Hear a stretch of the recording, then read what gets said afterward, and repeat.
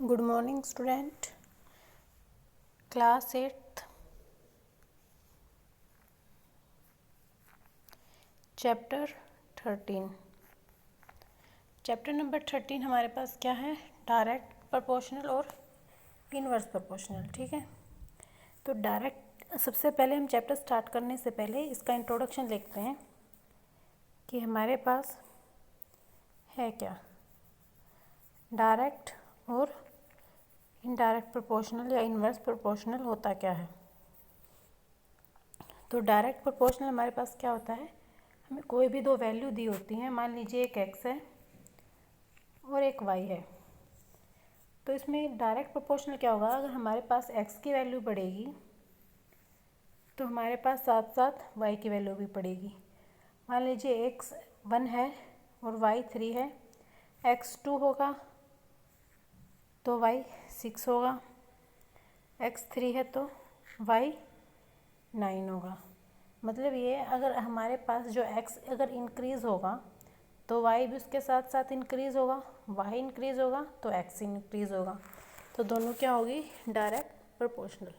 ठीक है, मान लीजिए आपके ब्रदर या आपकी सिस्टर है, आपसे बड़े हैं, तो अगर आपकी एज बढ़ेगी तो उसके साथ साथ उनकी एज भी क्या है, बढ़ेगी।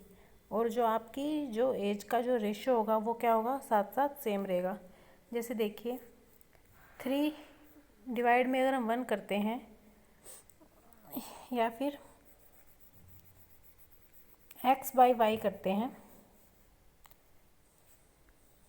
x बाई वाई तो 1/3।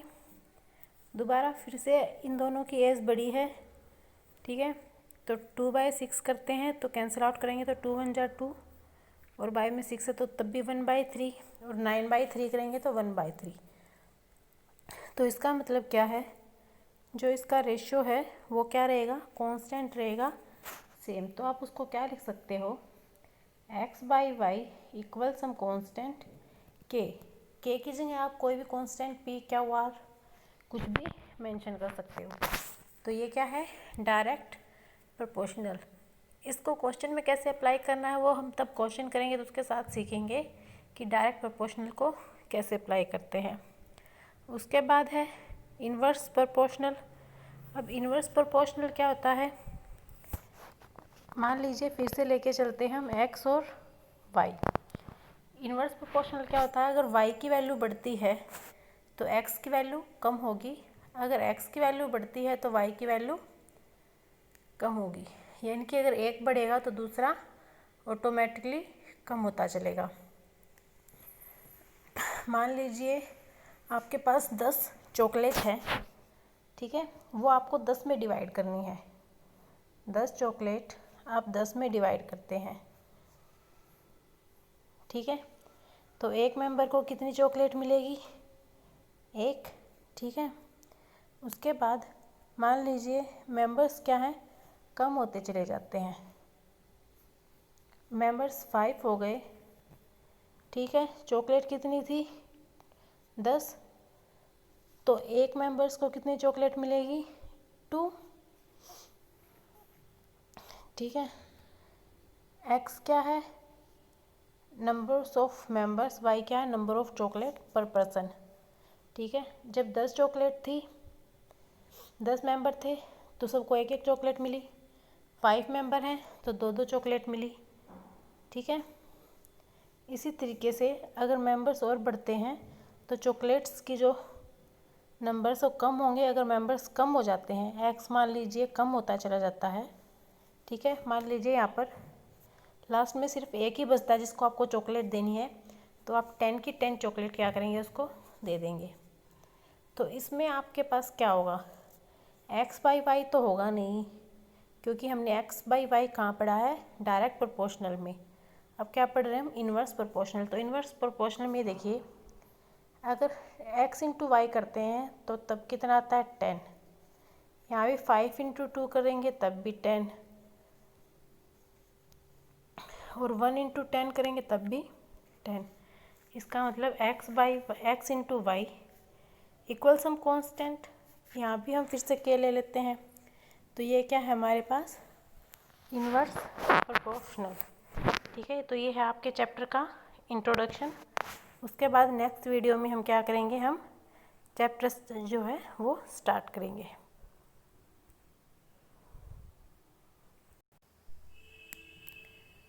क्वेश्चन नंबर फर्स्ट स्टार्ट करते हैं हम। क्वेश्चन नंबर फर्स्ट है हमारे पास, following are the car parking charges near a railway station up to.